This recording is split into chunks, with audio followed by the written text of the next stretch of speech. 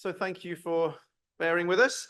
So as I said, this session, session 8, the panel discussion here is going to be looking at space for a secure Europe, from IRIS² to quantum encryption and beyond. So looking at IRIS, but looking also a bit more broadly around the topic. So fantastic to have a great panel with us again, and great to have Jeremy back here from yesterday. So Jeremy's back to moderate this session again. So Jeremy, great to have you back. Thanks very much, in your Dan. capable hands. Thank you. Marvelous. Thank you, everybody. Thanks for being here. That was a fascinating conversation. We just had an almost all-female panel. I've now have an all-male panel here, but we're doing all right on representation, at least this morning.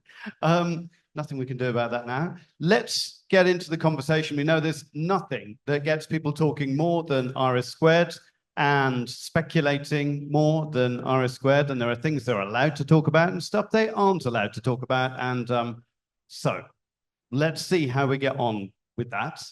It has obviously been a hot topic for years now in the space sector, and we also know it's highly political. And we've just had some elections. We've got some elections coming up too. So let me introduce the speakers that we have here. Christophe Goudla, who is a French MEP from the Renew Europe. Thanks very much for being with us and dashing across Brussels to get here just in time. Well done. Jérémie Godet, who's the head of Unit for Secure Connectivity and Space Surveillance at DG DEFIS. Thank you for being here. Koen Williams, who's the Vice President of EU Programme and Government Relations at ST Engineering iDirect. And then a late replacement, because it wasn't necessarily Miguel Angel who was planned for this one, but COVID got in the way. So we have got Miguel Angel Molina, who's the Deputy General Manager at GMV. Thanks for being here. And Walter Ballheimer, the CEO of Reflex Aerospace. The format as it was yesterday. Everybody gets their 5 minutes to speak, and then they have to face some questions from me. So why don't you kick it off and just give us your view on this IRIS² program that we have at the moment, and then how we're going to move things forward. Thank you very much, Jeremy. The whole, I'm very happy to be here. It's my first event in Brussels since my re-election, and it is always a pleasure to discuss about space affairs. With this new mandate in the European Parliament, it is also time to measure what we have achieved in the past years and to see where we are going. Of course, this is what I want to highlight today in a few minutes. First, I would like to say that a few words about the state of the space sector in Europe. To be frank, it does not look very great. We see intense international competition on lower institutional and commercial demand in Europe. If we look at satellite telecommunications in Europe on abroad, it is not going well either. This market is being shaken up by new actors, and it forced to reinvent itself. The merger of SES and Intelsat is a good example of the changes in the sector. And I'm sure we will see more mergers in the future. In these challenging times, the European Union has come forward with a new project, IRIS², where I was reporter for the European Parliament. The goal is to have its own secure governmental communications and to foster the development of commercial capacities. Let's be clear, IRIS² will not save the EU space industry, but it is a great opportunity to gather the European industry around the project, to develop new technologies, and to keep our rank in the global competition. Now, regarding the state of IRIS², I will let the European Commission speak after me in more detail about it. I have maybe one political message. It is time to sign the contracts and build those satellites. I want to send a very clear message to the industry. There won't be opportunities like this every day. The EU has promised to put billions on the table not only in the current budget, but also in the next ones. So we count on the industry to take their share and invest. Because what will happen if they do not accept to invest? We will have the failure of the IRIS² public-private partnership. And what will be the consequences? We will have a much smaller project focusing only on governmental communications. This is what the regulation says in Article 19, which I wrote. That would mean an even weaker space sector in Europe, fewer jobs, and fewer commercial opportunities. So it is time to close the deal and move forward.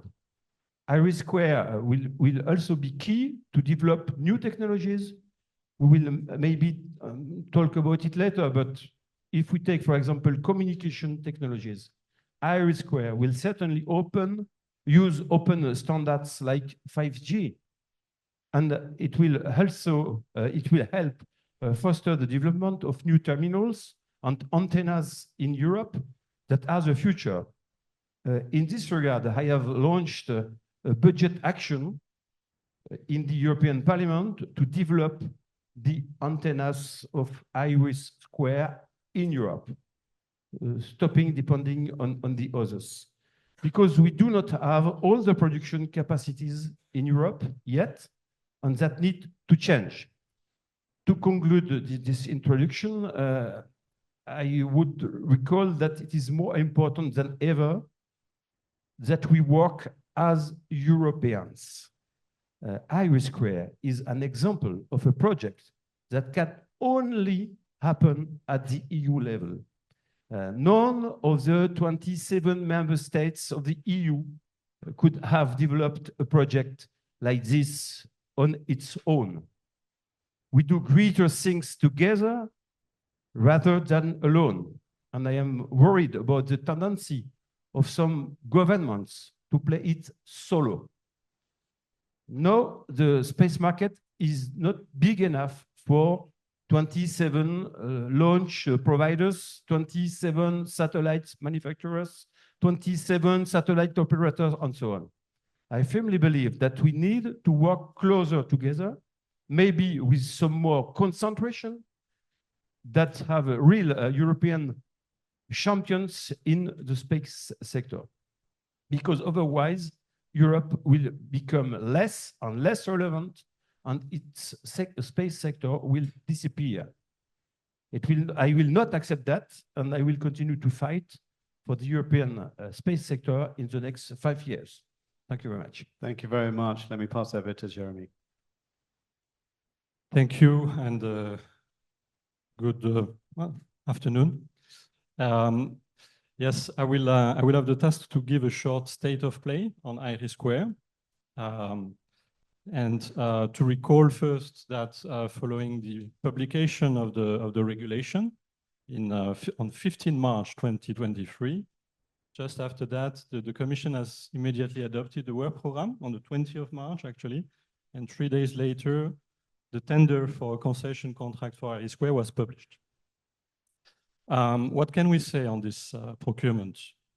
Well, we can say that one offer was selected and invited to enter into so-called competitive dialogue, which took place more or less since last summer. And that we are now in the final step of the procurement, where industry is working on its final offer. And that offer will be received and analyzed by a tender evaluation committee in line with our financial regulation during July. And in case this committee recommends to proceed with this contract, the award and the contract signature could take place during the summer. So this is, needless to say, quite a make or break moment for the European space industry. The objective of the regulation, they are implemented in the tender, notably the development of a multi-orbital satellite constellation, which would deliver low latency, broadband, secure communication for the union governments, worldwide. This is the so-called ArtGov services, and which would allow also enable commercial communication services that would be basically subject to private investment. So the public-private partnership model is based on shared infrastructure, which is owned by the union and which can be exploited by the private operators against their investment in the project.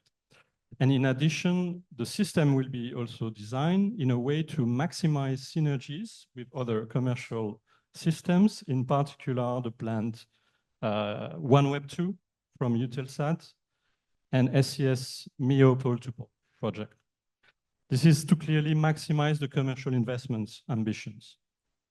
On the technical side, what can we say? There will be several quite important technological and system differentiators. We talk about 5G standards for these frequency bands, and this is going to attract non-space telecom actors in the supply chain, notably the user terminal. This will also considerably ease the integration of space and non-space networks. And it is also going to be complemented for the security part by a security layer to ensure the authentication, the confidentiality. There will be some encryption based on post-quantum encryption, not yet the quantum key distribution, which we'll talk about because it's not yet fully mature for this generation of the system. And the system will be subject to a security accreditation process. So it's not a commercial project, really a governmental one, but there are commercial dimensions. The payload will be completely software defined, which will enable to reconfigure the satellite. So even if we start with 5G, it could become 6G in due time. The system can dynamically reconfigure the satellite when it flies over a certain area where you have more commercial users, you can put more resources for the commercial part. And vice versa, when you have more governmental users, you can put more resources on the governmental side. So the technology is not only future-proof, 5G, 6G, but also an enabler of the PPP. On top of there will be a MEO layer and a LEO layer, MEO at 8,000 kilometers and LEO at 1,200. There will be also a third layer, which we call the low LEO layer. This dedicated layer will be reserved for new space companies, for startup, new entrants, to act really as a catalyst for innovation and new services. So for instance, hosted payload of many different kinds could be embarked on these low LEO satellites, and they will be continuously connected through the ground. You could have access to the data of the payload anywhere in the world in real time. You could operate it from anywhere in the world, anytime. And this is thanks to the relay in space enabled by the backbone of the system. So also some big thinking about solution for innovation and evolution of the space activities. And finally, on the sustainability side, IRIS² will be exemplary in the fulfillment of space safety and sustainability. And it will be a first step towards the Union ambition to achieve carbon neutral space activities in the future.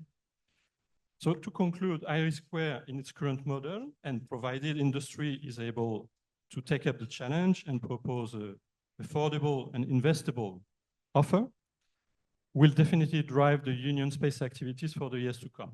And I have no doubt, put the European industry and space industry back as frontrunner in the global competition.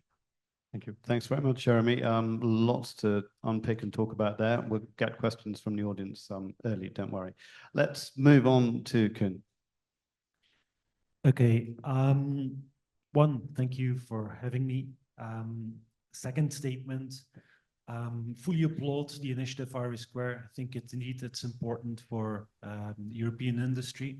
However, I'm sitting here on this panel to be a bit naughty and to ask a couple of difficult questions and to address a couple of difficult notions. And I will go 1 to 7 because there are 7 items I want to discuss, maybe not in the 5 minutes, but maybe in the discussions afterwards. But Point one, you addressed, Jeremy, timeline and fully acknowledge, understand, need to respect timeline and decision. However, we already got a bit of a delay.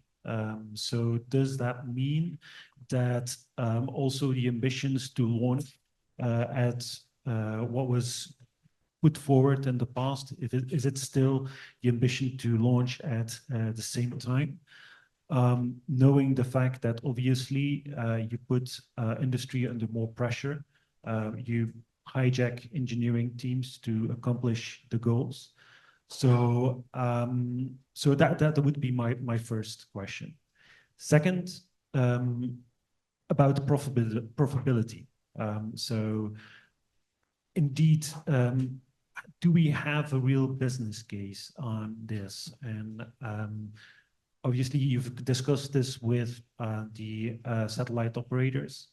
But if you look, and if I look towards my company, there are some items in there that would hamper profitability. And you might know where I'm coming from, but it's mainly about IPR. So if I would give you an example of a smaller company wanting to engage into this project for 2-3 years, and all the foreground is created with money of the commission, basically it can only be used for this program and cannot be reused for its own competitiveness in the global market. So you're kind of again hijacking that. So you're nodding no, so that's good. That's what I want, a bit discussion. So making sure that you foster indeed profitability, but also business beyond IRIS². Third item is mainly about positioning. Because how do you really position now IRIS²? Is it competition to Starlink or Kuiper? Is it where you serve the end user? Is it an extension of OneWeb and Empower? Or is it really to support European industry to become profitable? Or is it a mix? So that is obviously an important question to me. A next question, and I'm still within my 5 minutes, is mainly about security. IRIS², it mentions in the abbreviation resilience and security. You mentioned indeed encryption, but if you look and if you talk to end users who are in operations and in theater today, it's not encryption is not sufficient. You need a fully resilient system against all types of interference, man-made or natural. You need to counter people listening into your traffic, to hack your traffic, etc. So you need something beyond a commercial system with just encryption. So are there any measures taken? Still within my 5 minutes. Technology, and I understand that indeed technology you're looking at is indeed the one where you can gain a lot of innovation, which I applaud. However, do you think that technology, 5G, NR, will be ready by the time fully developed 6G, so release 21, by the time that you launch IRIS²? Because there is then a dependency, or do you have some kind of a backup plan to make sure that there is a midway to make sure that you can provide services on other types of non-5G capabilities as a backup plan? And then my final question, I will wait for that until the discussion. Oh, well, okay. We got more than halfway through the list, though, so that's pretty good. Miguel, would you like to go on? Yeah, hello. Thank you for the invitation. My colleague wasn't able to attend. Probably I will give you first. We spend 1 minute only to give you a view about the GMV, what we are and why we are here. What is our interest in this Iris Square activity? GMV is a company, it's a family-owned company, private Spanish company, working in different domains, IT, security, defense, transportation, and space. Space is one of our major business. 60% of our business is located there. And we created the company 40 years ago. We are celebrating now this year our 40th anniversary.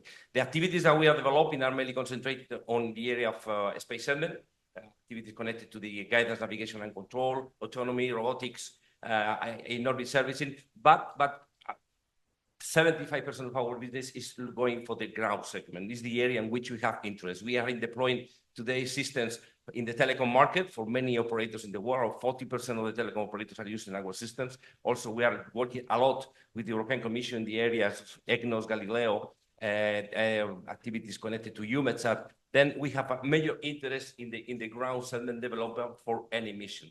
And on this, we are also connected to the business of the telecom, even if we are not service provider. In this sense, for us, the activities in the Iris Square is really, I will say we see that we are really in a rush today because, well, we understand the technical, the financial, and the governance complexity. And although we are outside the main consortium, we are looking this from outside, sorry, from outside. Then we really believe that this is a program which is important and relevant for everyone.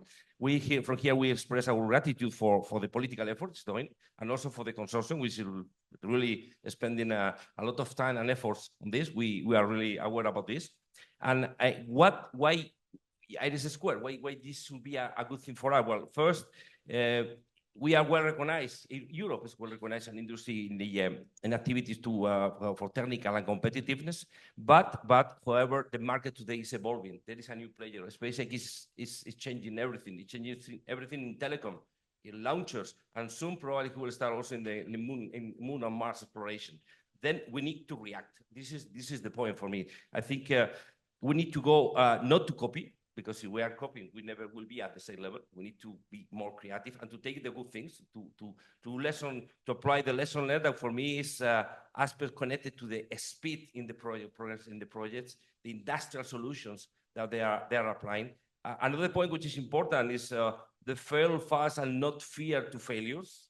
This is something in Europe is very, very important to consider. Vision and this one is the last one for me is critical, is a clear strategy together, all the Europe together, all the countries working together for the same purpose. And this is the only way in which we should be able to win or to back to the current situation, because I think today we are outside on this evolution of the telecom market. And the last point, of course, I need to use the sustainability word because this is everybody is using, and it's very important. It's something that we need to take into account.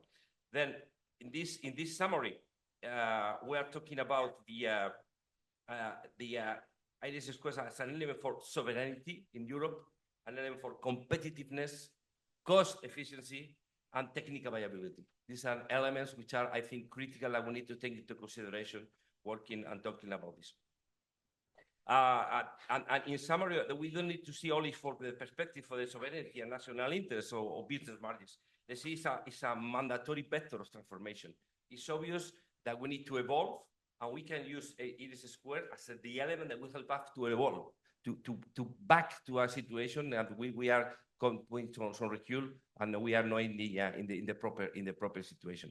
The program has been originally the target is the hard government applications, but it's clear that behind this it can be used to recover situation, as I was explaining here, to introduce new concepts in the way in which we develop programs and introduce new concepts that we collaborate in Europe. Thank you very much for that one. Let's pass on to Walter now. Hello. Oh, it works. All right. So you might wonder what I'm doing here on this panel. So first I will tell a little bit about Reflex and the background.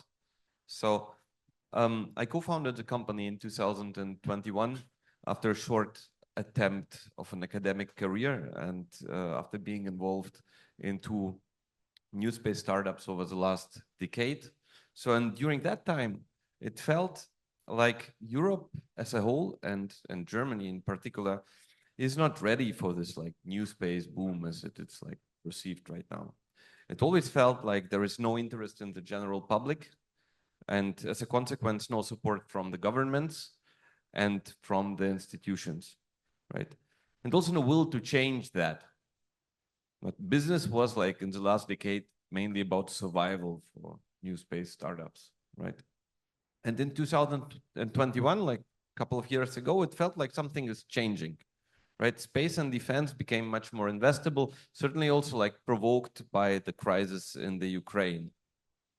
So we decided to start Reflex as, I would say, the first defense-focused new space satellite manufacturer in Europe. And so far, it was like a pretty successful and wild ride. We are now like 60 people in Berlin and Munich, and we are working on 3 high-performance satellite missions in parallel, 2 of which are for defense customers. One is a signal intelligence mission for monitoring radar emissions, and the second one will connect a ship with a drone via laser link, right? Laying the groundwork for future quantum key distribution applications.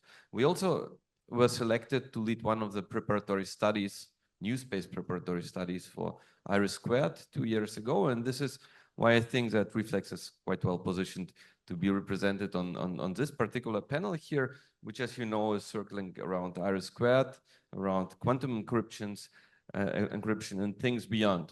So these are big topics, right? And these are also very expensive topics, right? And let's face it, Europe will never have the budget for its space ambitions as US or China, or let me put it like that, not the budget to ambition ratio as these countries, right? So, and at least with China and Russia, we are in a race now. Well, we are in the center of an interstate systems competition, right? And we must stay ahead the curve, right? To stay with the race metaphor, right? So we must do more with less, right? And we must do it faster, right? Otherwise, we will end up with systems which are outdated at the very moment when they are introduced. There are already some examples of things like that in Europe, and I don't think that we will benefit or our security will benefit from another story like that. Right? The European way of doing projects, flagship projects, works well if the goal is to support the incumbent industry, to foster cooperation between member states, to preserve jobs. We heard all of that already today during the panels, right? But it doesn't really work well enough if the goal is to deliver competitive systems faster than our adversaries, right? What it needs is a mind shift, right? The European ecosystem, the European space ecosystem could rival that of the US in just a few years from now, right? To get there, public institutions must offer contracts on the private market based on performance-based milestones and payment in installments. That's point number 1.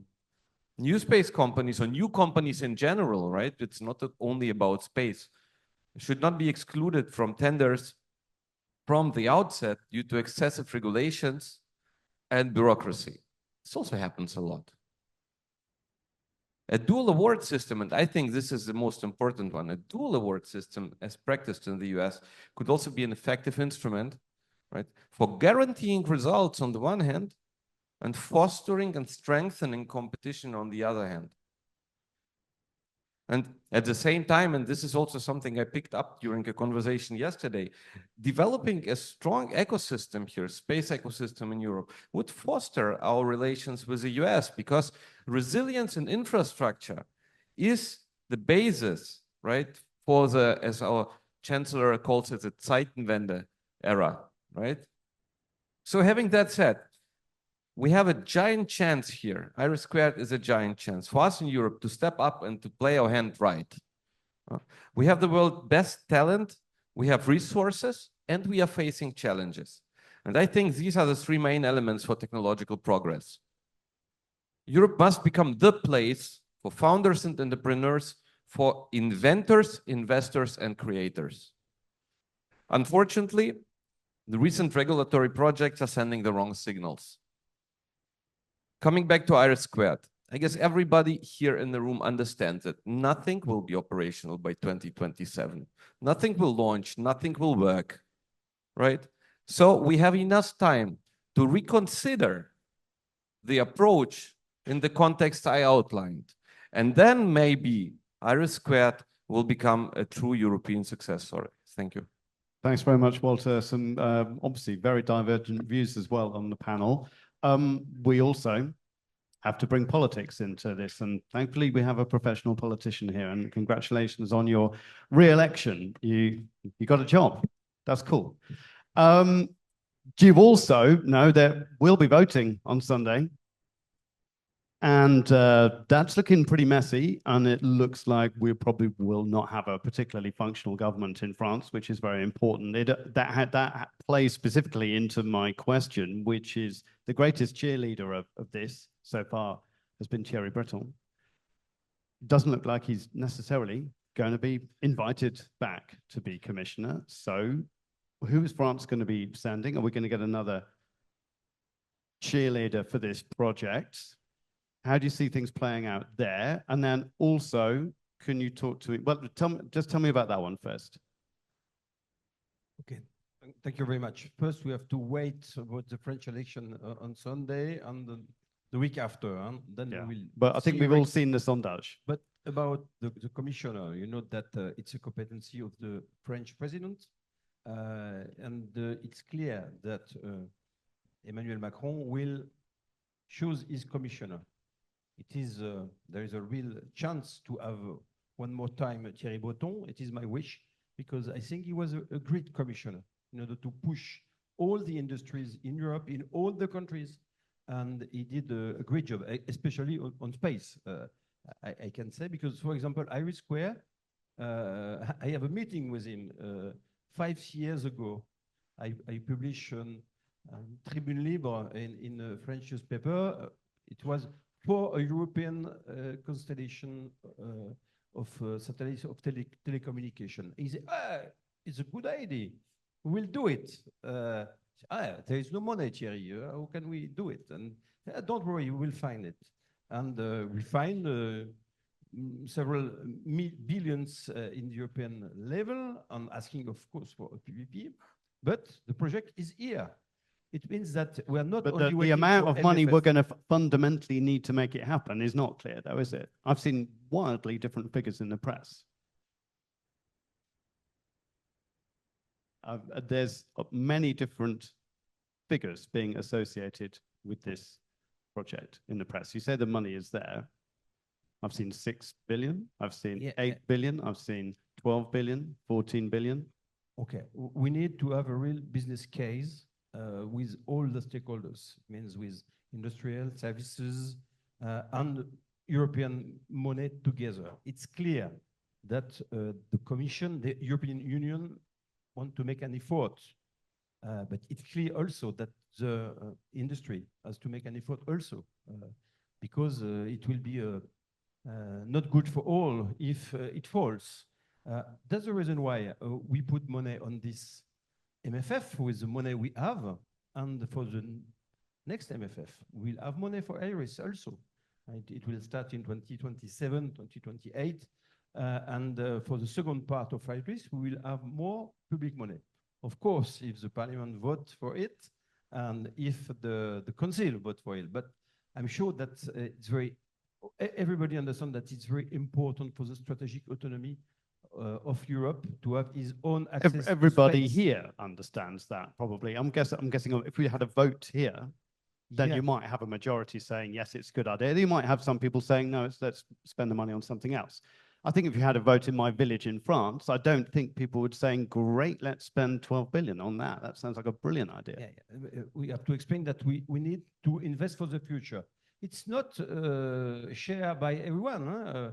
When I talk about the European resilience on space, it's too expensive.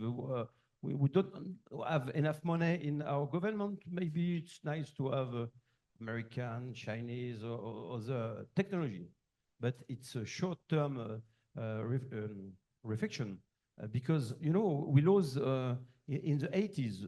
Nobody was interested in the internet activity in Europe, and now we have the GAFAM. We lose it. Big data for the future, it's in space. If we are unable to have telecommunication in space, it will be the But end of our autonomy. There is obviously a business case for internet, and I think everybody in the mid-90s started to pick up on that one, right? It was the Wild West before then, but by the mid-90s, it started to show itself to be a proper business case. Let me open up to some of the people from business over here. Is there genuinely a proper business case, or is this going to end up being a bit of a, well, a big spend for governments, and that's it? They're the real beneficiaries. Okay. It is a business case. If you look from the industry perspective, if it does not become a proprietary solution. So The intellectual property rights that you were talking about yeah, earlier. well, IPR, but also the fact that I understand it's based on standards, etc. But everything that you do in this program should be an enabler for future business. And I'm addressing the ESA model, where you have multipliers, and you only get a program when you have multipliers, when you can prove that you have a business case, and where you can tell, okay, I'm doing this here, this development, but it will bring me X amount of money, 5 times the amount of money through global, European, whatever business. Of course, the core objective is to have an EU capability that it remains. However, it's all, again, and I keep on hammering on the same nail about profitability. If you want to bring industry along, you need to make it also interesting for them. And of course, there is a need for investment from all sides. However, it needs to be, in the end, profitable and not in 20, 30 years' time. Are you saying it's basically not interesting at the moment for industry? We are fully interested, and the whole room here is interested. Otherwise, you would have an empty room for this debate, right? Everybody is really pro. Everybody wants to be part of it, from the smallest entity to the largest entity, from the different nations. However, you need to tear down a couple of barriers, and secondly, you need to make it profitable. Walter.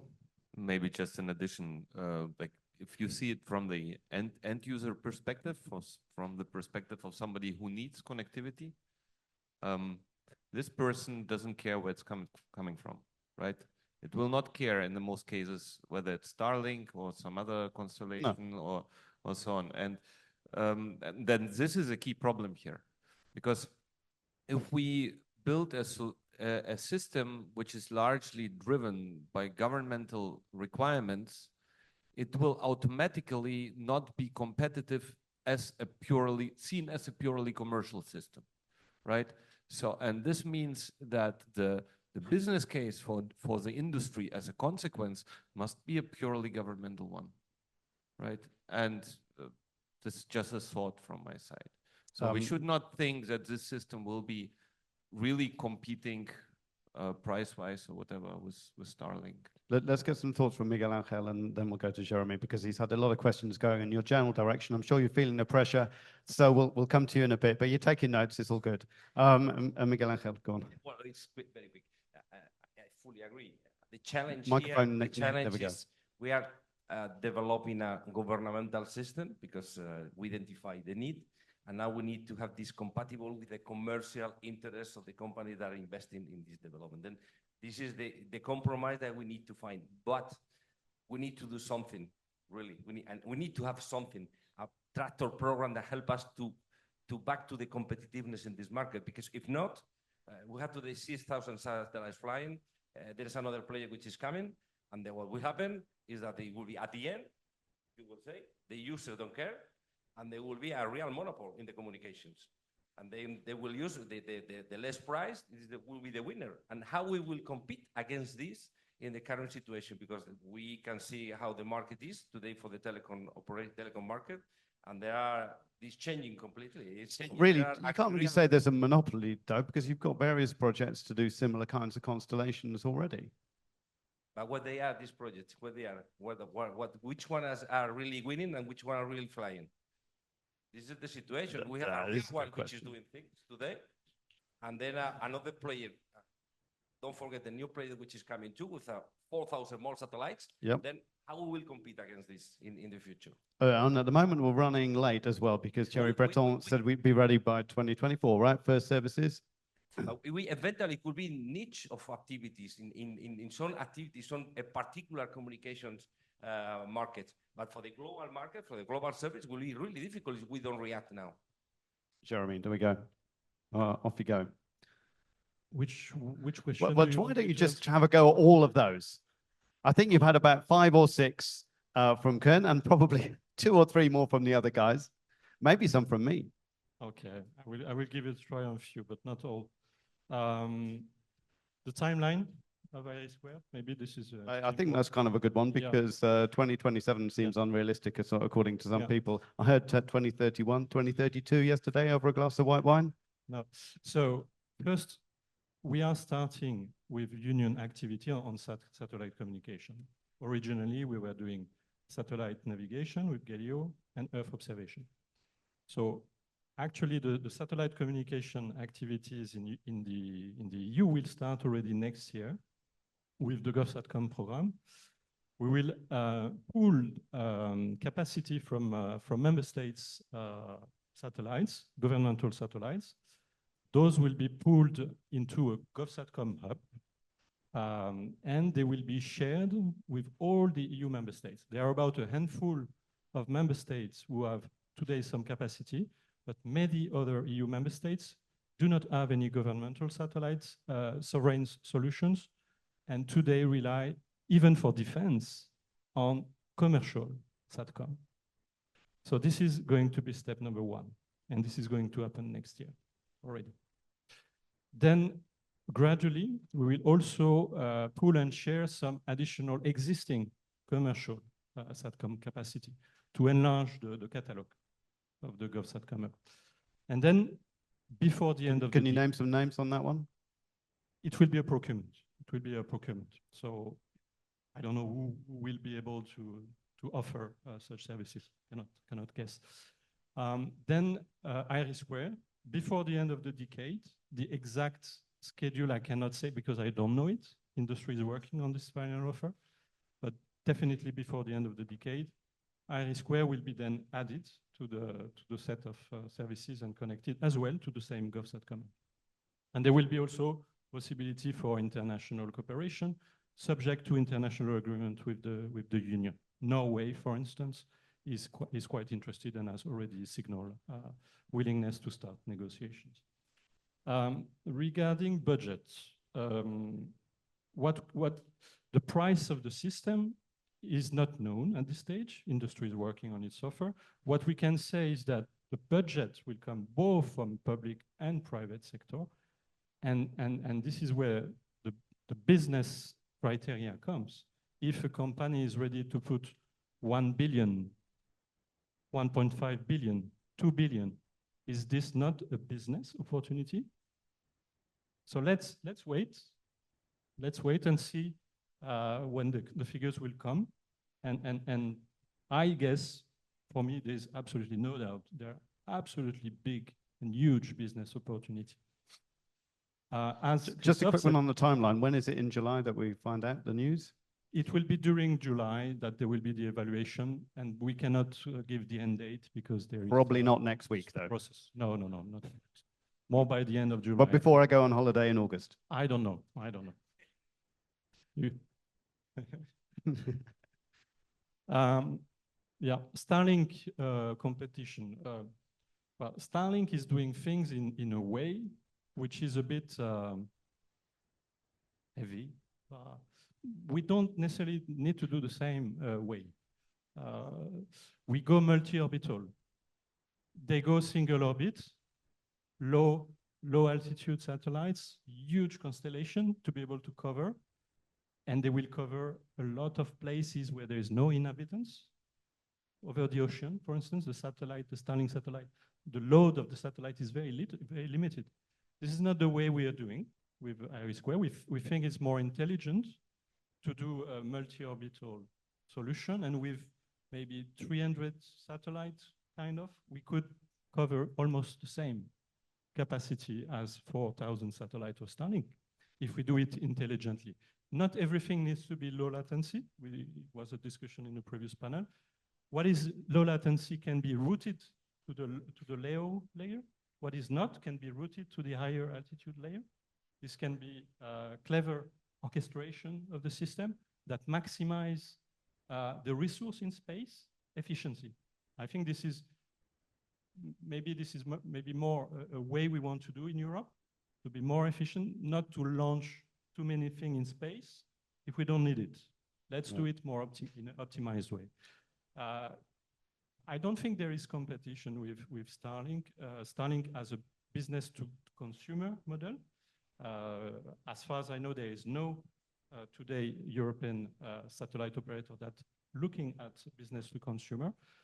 Really, the main issue for us is to have a sovereign solution for governments communication under European control. Then for the commercial side, there will be different business model, many evolution. Today, satellite is a niche market. Even with Starlink, we have less than 10 million of user terminal in the world. This is nothing compared to GNSS. We're talking about several billions, and this is changing. Automotive is coming, direct device is coming. So the SATCOM industry is currently living a complete revolution. And with IRIS², with the part of the commercial part, we will be there as well in Europe. In the press, I read that we may have a commissioner for defense. Does that have what implications would that have for this? Well, the defense dimension is obvious in IRIS². When we speak about governmental application, this obviously includes defense. I think the defense is already there in my service. It is defense industry and space. So it's already Christophe, can I bring you in? And while you're talking, I'll be looking for hands and we can do some questions. Go on. For me, it's very important. I want to remind everyone here in the room, IRIS is first a governmental project that will enable commercial capabilities. We should not directly compare the commercial part to Starlink because it won't have the same commercial objectives. We are original in three parts, I can say. First, we are the first constellation in the world with quantum and encryption technologies. It's very secure constellation. Second, we are the first constellation in the world with environmental clauses. When I speak with Starlink, when I spoke with Starlink, it's not their problem, the environmental part, but with IRIS, we have CO2 compensation of the launch.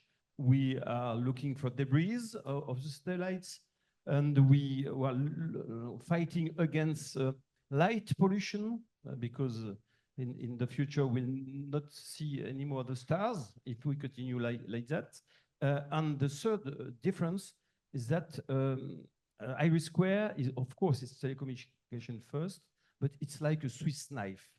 We will be able to plug different constellations in the future for IoT, for connecting vehicles, for example, and it can be a real Swiss knife useful for all the stakeholders in Europe. Let's go to questions then. Would you like to just tell us your name and your job and then ask a question?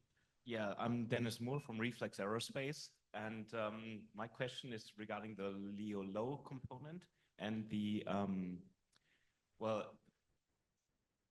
idea to have that part being covered by New Space and smaller companies. We heard in the news that especially Germany is really fighting for the 30% quota of engaging New Space companies. So just by looking at the numbers, can we expect that the LEO low component, which you described as the one part in that whole constellation being served by New Space company, can get 30% of the budget? And if that would be the case, of course, probably not 30%, but is the Commission in control of making sure that that's covered, or is the consortium in control of that? So not only Germany, but the Commission as well is making sure that the program objectives that are defined in the regulation, and the 30% is included in this regulation, are going to be implemented. Just to clarify, we are talking about not only new space, but also SMEs or any companies that are not part of the main group that is making the offer for the 30%. And that includes the supply chain for all the layers, for not only the Loleo, but the full supply chain, provider of solar panel, of batteries, or whatever you may think of, is a competitive process which will the target is to ensure that the global amount will reach 30%. And the Loleo is a dedicated shell which is also meeting this objective even more. But even more than that, it's replying to another objective of the regulation, which is to allow new space or new entrants to develop their own services end to end, not to be only a supplier, but to be also a service provider. And this is the idea of the Loleo, is to be able to do space system as a service. So you don't have to care anymore about building your own satellite, launching it, deploying a ground segment all over the world, and even operating it. You just take care of your payload. You do the payload, you host it on the platform of this Loleo, and the rest is ensured by the connectivity of the system, so you can concentrate on the data and the use of the data and the business with less risk and more certainty in your business model. So Jeremy, before you ask other questions, I feel the urge to Go on. interject. And I don't want to make this a Starlink discussion, but I think it's really back with the feet on the ground, right? The constellations are there and they're a threat, and you really need to look at them, what they're actually doing.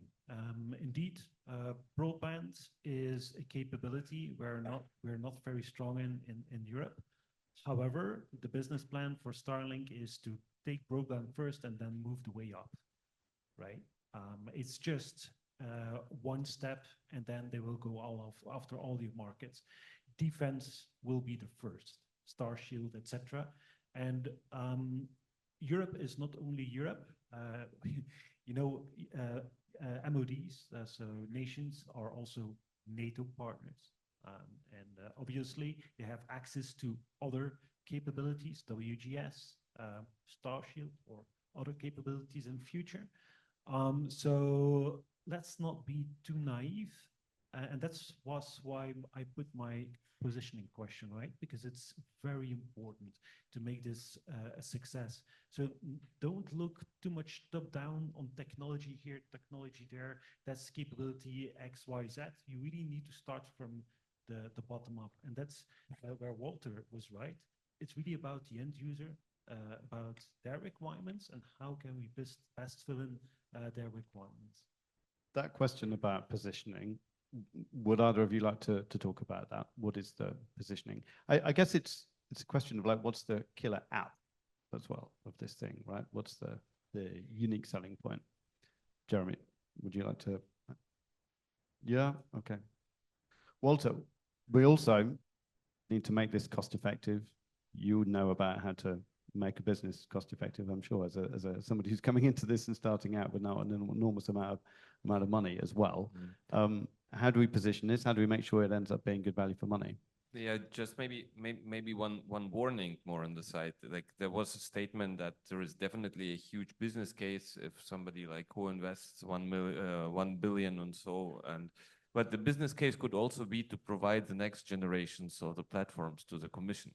You should not like underestimate what happens as soon as European institutions are dependent on these connectivity solutions, and as soon as like embassies communicate through IRIS², as soon as like the fighters in the battlefield have to communicate through that, you cannot get rid of this constellation anymore. You need to build the next generation and the next generation and the next generation, and then suddenly it doesn't play a role anymore how much it costs, and there will not be a mandatory co-investment from the industry anymore. It's just then a subscription service, right, for the next and next and next satellites. And this is a huge business case indeed, yeah, so from the perspective of the incumbent industry. Let's bring in Jeremy on that. No, this is, I must disagree. The reason is the system is delivered two kind of services. One, which is delivering the needs of the government, which is called the ArtGov services, which has a certain capacity according to the user needs we have investigated with member state, is not super high. But then we have the commercial capacity, which is quite much bigger in terms of gigabits. If you This is this LEO low layer you're talking no. about, In the main, in the LEO, in the MEO, the main capacity, broadband capacity, will be actually something the satellite operator needs to commercialize, and not to governments, but to any users according to their business model. And they are putting money, they are putting a lot of money, and they are taking risk associated to that. If they don't manage to sell this capacity, it's not going to be used by EU governments. But how do you maintain your governmental capacity if the commercial business plan around the commercial part of the constellation fails? That's the question. Okay, like in any concession contract, there are let's say contractual clauses to ensure the sustainability, financial sustainability of your partners and your model. I cannot say the detail, but I think they know what they are talking about. They are doing this kind of business for more than 20 years, these companies. And I think the risk they are taking is under control. Do we have any questions from the audience? Let's go. Robert, I think Robert was first. Oh no, we had one waiting over here. Go on. Since I already had Mike. Nicola Burkholzer from the German Aerospace Center. I just had a small question around sustainability. Since you mentioned that it will enshrine already, the offer has to include certain sustainability clauses. Can we expect that this is also giving us an indication where the space law will go afterwards? And can we expect some details already in the July decision of which direction the Commission wants to take? And maybe, is there still a consideration to include PNT payloads on IRIS², also on the lower orbit, for example? Very good, you bring up the space law. Go on.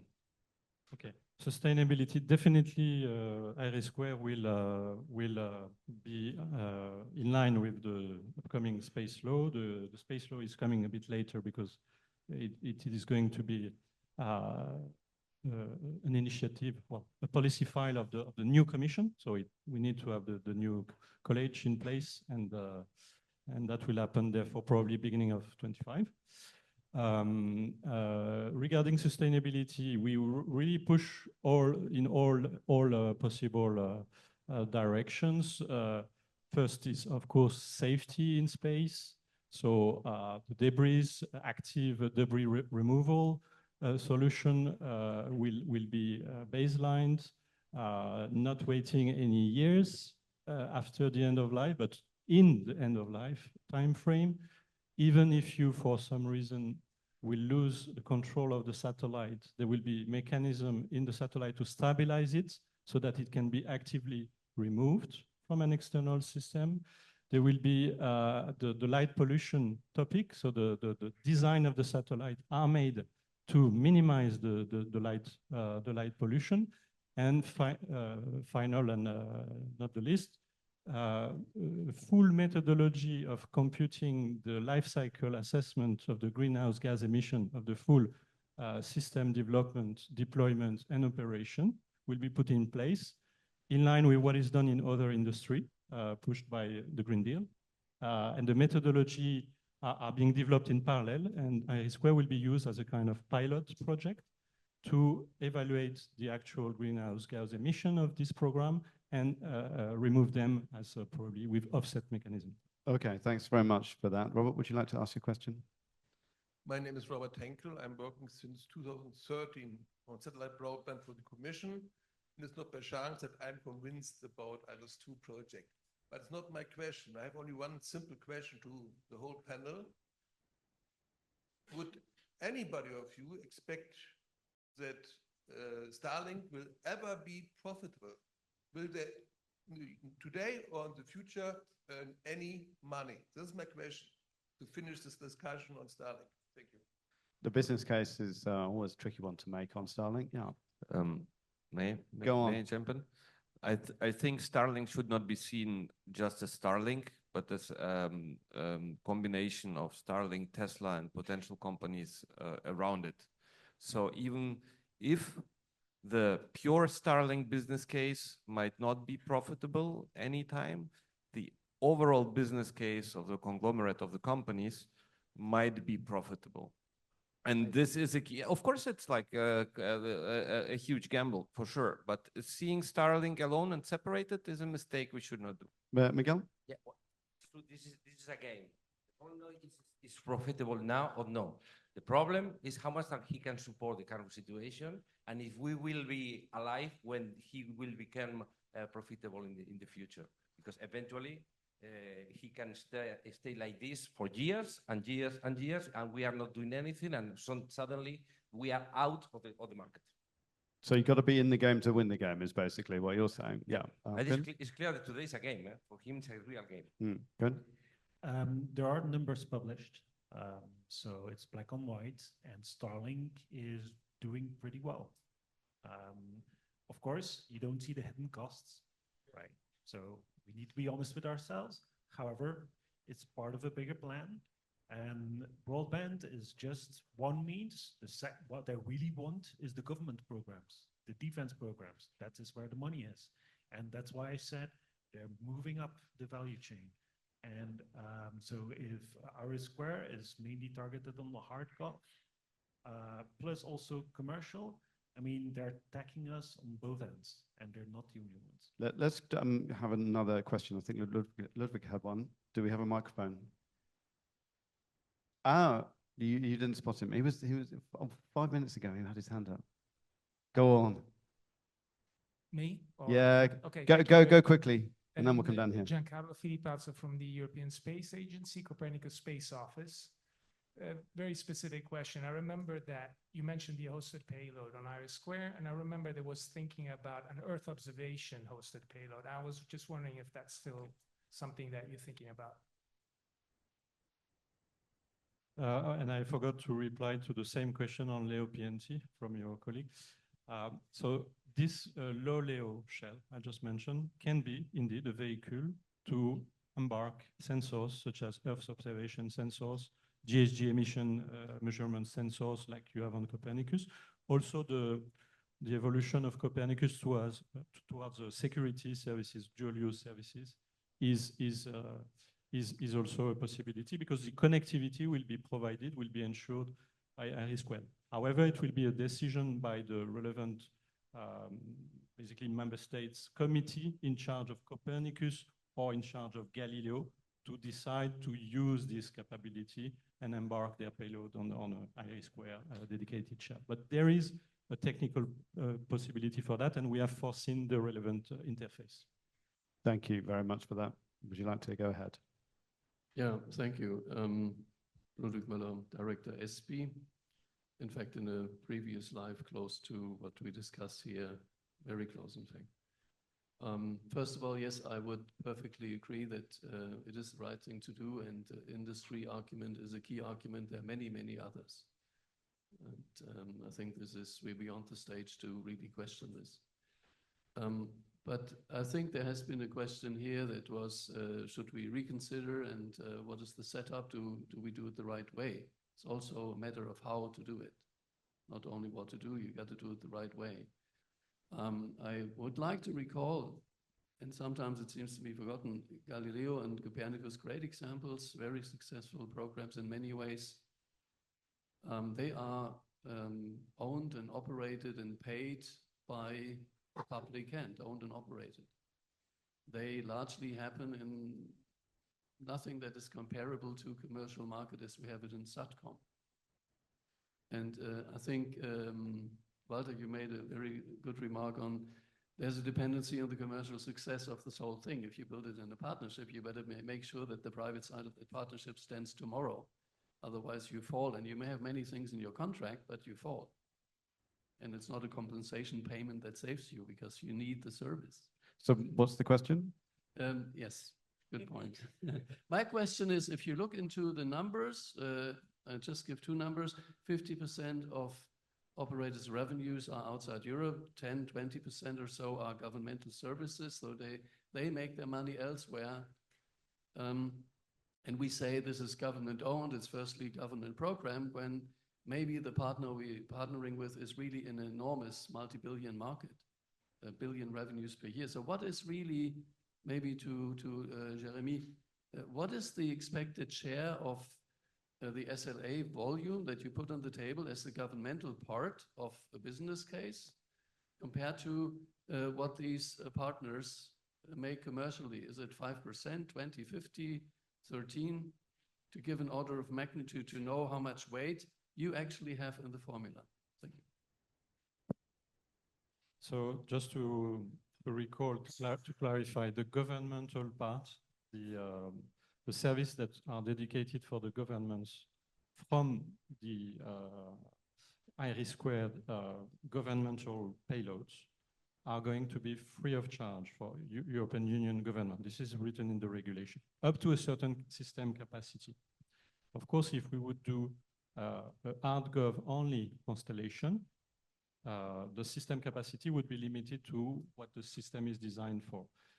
Now we do a public-private partnership. There will be additional system capacity to be commercialized. It can be commercialized to government, to non-government, to EU customer, to non-EU customer, as you said. The exact share of that is one of the key of the equation of the PPP. And this is something which is being discussed even at the last minute. So I don't know until I receive the offer in July. Thank you very much. Good concluding statements there from Jeremy. Thank you very much for this panel. I've been asked to close things up, but we've got lunch now. So if you want to talk about this, and everybody loves talking about IRIS², then now you've got yourself a nice free few, well, how long is it? 45 minutes, 50 minutes, an hour, something like that? Hour and 10 minutes. We've got. Marvelous. Excellent. Well, we can have a good chat about it then. Thank you very much for this panel. It's been great. Thank you, everybody.